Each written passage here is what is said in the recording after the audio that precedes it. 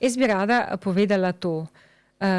Ženska je ženska in je ženska celo življenje in se mora dobro počutiti v svoji koži. Tako da tu ne govorimo samo o tem, da naj pazi, da se ne bo polomila kolka, da ne bo dobila srčne kapi, da ne bo dobila Alzheimerjeve bolezni. Govorimo o teh večjih stvarih, o kvalitetnem staranju, o kvalitetni starosti. Se pravi, ni važna številka, koliko te let doživiš, ampak kakšna so ta leta. In z nadomestno hormonsko terapijo je bilo dokazano, da pač se življenje dobesedno podaljšuje, ker vplivamo na vse te pomembne stvari. Ne smemo pozabiti na seksualnost, na spolnost, na kako se ženska vidi.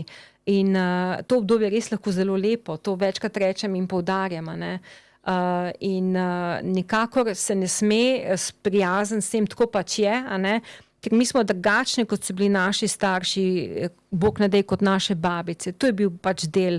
Bile so polulane, stare, zgubane, pač s svojo terapijo, s tableti, takimi onakimi, in potem so pač umrle. Tako kot bomo mi vsi, se to ni neko super zdravilo, ampak se mi zdi, da je zelo pomembno in da moramo same poskrbeti za to, da se kvalitetno dobro staramo in da osrečujemo tudi naše partnerje.